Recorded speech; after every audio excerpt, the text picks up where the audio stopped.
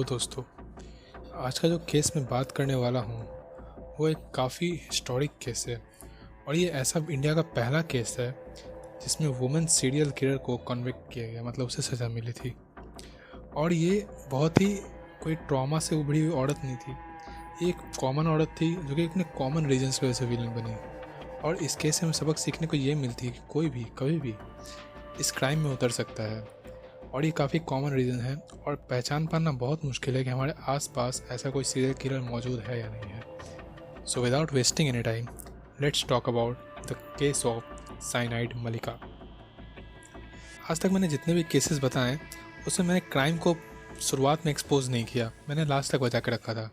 But इस case में criminal और क्राइम दोनों को एक्सपोज करना शुरुआत में काफ़ी ज़रूरी है, क्योंकि ये जो सीरियल किलर था इसमें किलिंग इसने काफ़ी अजीब तरीके से की थी और जिनकी किलिंग हुई थी उनका ज़्यादा कुछ पास्ट रिकॉर्ड नहीं है, तो रिलेट कर पाना बहुत मुश्किल हो जाता है और कहानी को ज्वाइन करने में मुश्किल होती है। इसीलिए हम शुरुआत से बात करेंगे विदाउट एनी हिडन डिटेल्स। तो किलर का नाम था केडी केम्पम्मा। केडी केम्पम्मा का जन्म बहुत ही गरीब परिवार में हुआ था और वो पली बड़ी भी गरीब परिवार में थी। बट उसकी हमेशा से इच्छा थी कि वो अमीर बने और उसकी ये गरीबी दूर हो, और वो इच्छा करती थी कि वो किसी अमीर लड़के से शादी करे और इसकी सारी दुख दर्द और उसका सारा दुख ख़त्म हो जाए। बट ऐसा हुआ नहीं। उसके फादर ने उसकी शादी एक टेलर से करवा दी। टेलर काफ़ी ईमानदार व्यक्ति था और मेहनत से कमाता था। बट केम्पम्मा को ये पसंद नहीं था क्योंकि उसके वो सपनों का राजकुमार नहीं था। बट केम्पम्मा किसी भी तरीके से कॉम्प्रोमाइज़ करके खुद भी हाउस होल्ड काम करती थी और दूसरे घरों में काम करती थी और अपने बच्चों और अपने परिवार का पालन पोषण करती थी। बट केम्पम्मा ने अपनी हालत को सुधारने के लिए काफ़ी कोशिश की। वो जिन घरों में काम किया करती थी वो मोस्टली अच्छे सोसाइटी और अच्छे लोकेलिटी के घर थे, जिससे वो अपने ड्रीम को भी जी पाती थी। और उसे लगता था कि इन सब घरों में से कुछ पैसे अगर चोरी भी हो जाए तो उससे कोई फ़र्क नहीं पड़ेगा। तो केम्पम्मा पहले अपने क्राइम को यहाँ शुरुआत करती है।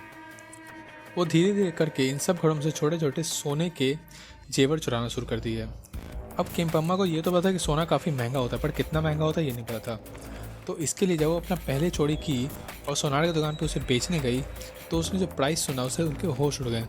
और वो प्राइस इतना ज़्यादा था कि केम्पम्मा को लगा कि अगर मैं ऐसे ही चोरी करते रहूँगी तो मेरा सारा दुख खत्म हो जाएगा, मेरी सारी गरीबी खत्म हो जाएगी और हम एक अच्छे से ड्रीम लाइफ जी पाएंगे।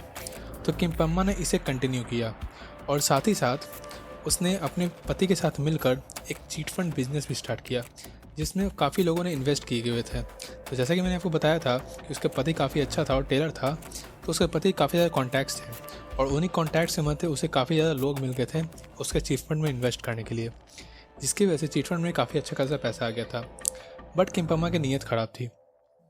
वो चीट फंड का सारा पैसा घोटाला करने के फिराक में थी और उसने घोटाला कर भी दिया। और फिर जब बाद में उसे पता चला तो उसके घर की काफ़ी बेइज्जती हुई और उसके पति भी काफ़ी बेइज्जती हुई। और दूसरी तरफ केम्पम्मा जब एक घर में चोरी कर रही थी तो उसे रंगे हाथों पकड़ लिया गया था, जिसकी वजह से चोरी की वजह से उसे 6 महीने की जेल हो गई थी। अब केम्पम्मा जब जेल से छूट कर आई तो उसका पति उस पर काफ़ी गुस्सा था, क्योंकि उसका चिटफंड का बिजनेस उसके धोखे की वजह से डूब गया था। तो उसके पति ने केम्पम्मा को घर में रहने से मना कर दिया, उसे घर से निकाल दिया। अब केम्पम्मा जाती कहाँ? केम्पम्मा के पास कोई भी सहारा नहीं था और ये सब हुआ था लगभग 2001 के अराउंड। बट केम्पम्मा की किलिंग इससे काफ़ी पहले एक हुई थी, जिसके बारे में बाद में पता चला था। तो 1999 में एक मंदिर के पास एक बूढ़ी औरत हमें हर दिन प्रे करने आती थी, क्योंकि उसकी कोई ग्रैंड डॉटर शायद खोई हुई थी और वो उसे मांगने के लिए प्रे करने आती थी।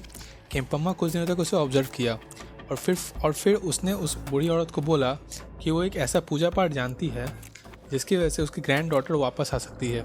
बट उस पूजा पाठ के रिचुअल कुछ ऐसे हैं कि उन्हें दुल्हन की तरह सच के आना पड़ेगा और किसी एक रिमोट टेम्पल में पूजा करनी होगी और वो जैसा बताए वैसे करना होगा।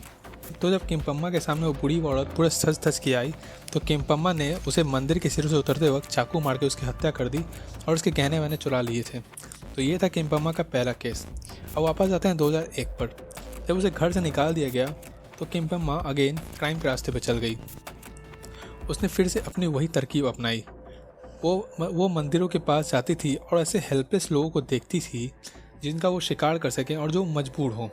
वो ऐसे एक्ट करती थी जैसे वो काफ़ी अच्छे से धर्म को जानती है और धर्मशास्त्र को जानती है, और वो ऐसी पूजा करवाती है जिससे सब कुछ सही हो जाता है।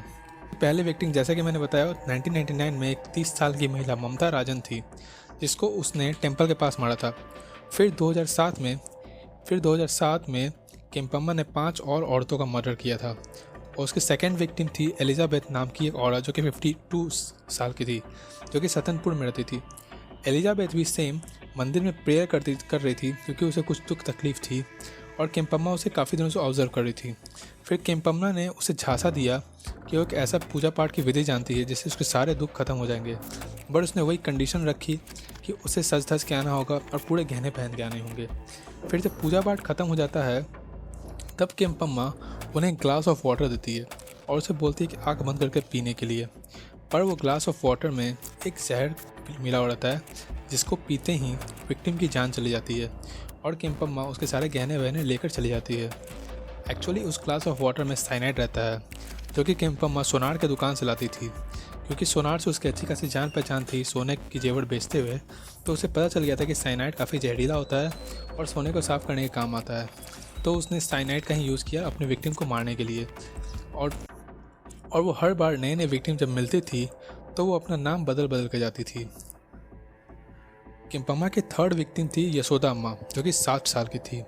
उसको केम्पम्मा ने सिद्धा गंगा मूट कर संद्रा में 2007 दिसंबर में मारा था।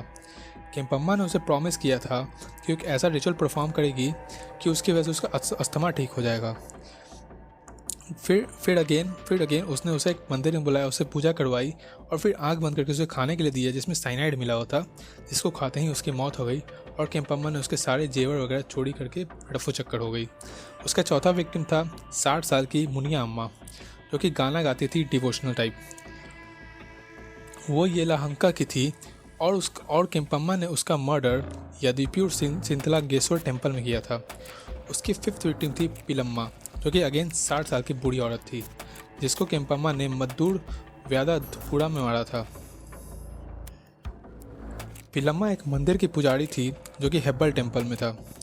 केम्पम्मा ने पिलम्मा को कहा था कि वो मंदिर में कुछ चढ़ावा चढ़ाना चाहती है जिसके लिए वो कुछ पूजा करना चाहती है, और फिर अगेन उस पूजा के दौरान उसने उस मंदिर की पुजारी मतलब पिलम्मा को मार दिया था।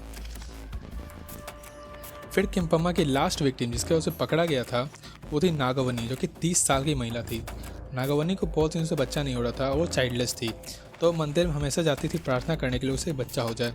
फिर केम्पम्मा ने अगेन उसे प्रॉमिस किया कि वो ऐसा रिचुअल जानती है जिससे उसे बेबी हो जाएगा, और फिर अगेन उसने सेम चीज़ किया प्रोसेस, उसे पूजा करवाई और उसे धोखे से साइनाइड वाला पानी या खाना मिलाकर उसकी मौत कर दी। अब बात आते हैं कि केम्पम्मा पकड़ी कैसे गई।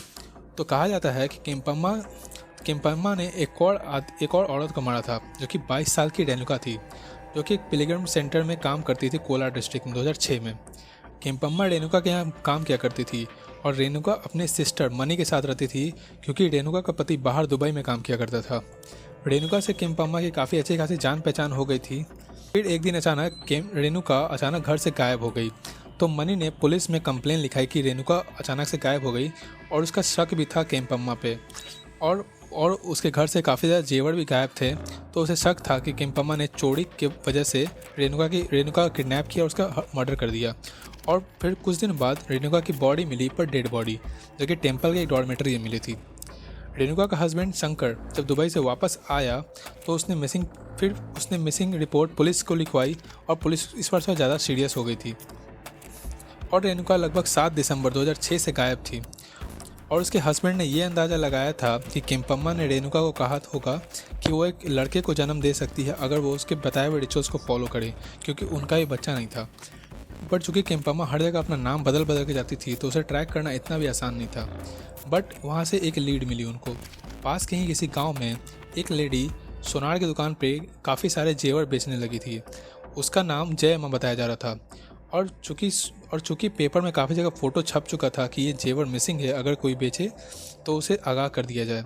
तो उस सोनार ने उस न्यूज़ को पढ़ लिया था और पुलिस को एक टिप दे दी थी कि ऐसी एक लेडी हमारे पास आई थी। फिर क्या था, पुलिस उसके पीछे पड़ गई और केम्पम्मा शायद वहाँ से भागने वाली थी, क्योंकि पुलिस ने उसे बस स्टैंड के पास पकड़ा था, और उस वक्त उसने अपना नाम जय अम्मा सबको बता रखा था। फिर वहाँ पे बस स्टैंड पर पुलिस ने उसे पकड़ लिया और पुलिस ने जब उसे पूछा कि ये रेणुका का मर्डर तुमने किया है, तो उसने एक्सेप्ट कर लिया। फिर पुलिस ने अगेन उससे पूछा कि जो बाकी सारे मर्डर थे जो कि पिछले कुछ महीनों में हुए थे, उनका मर्डर तुमने किया। तो किम्पम्मा ने बिना किसी हिचकिचाहट के वो सारे मर्डर्स को एक्सेप्ट कर लिया।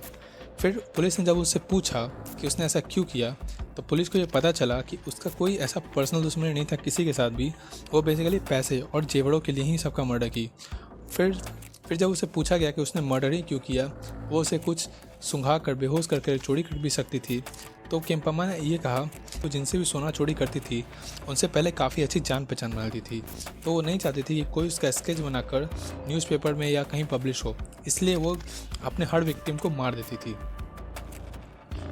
फिर किम्पम्मा के अरेस्ट के बाद उसे कस्टडी में रखा गया और 3 मर्डर्स के लिए उसे हैंग टू डेथ की सज़ा सुनाई गई। फिर लगभग 2012 में उस सज़ा को कम कर प्रेजेंट टिल दैट टाइम की सज़ा सुनाई गई और आज भी किम्पम्मा जेल की सज़ा काट रही है। सो ये किम्पम्मा का जो केस था काफ़ी ज़्यादा, मतलब ये नहीं कहें कोई ट्रॉमा से गुजर के लेडी कोई क्राइम में उतर गई। ये काफ़ी नॉर्मल केस था और काफ़ी नॉर्मल सी घटनाएं इसके साथ हुई थी, बट इसने चूज़ किया क्राइम को। और हम अपने आसपास ये देख कर कभी नहीं बता सकते हैं कि हमारे आसपास कौन सी नेक्स्ट किम्पम्मा भटक रही होगी। So that's it for this video. कैसा लगा आपको वीडियो कमेंट सेक्शन में बताइएगा, and do hit the subscribe button, like button.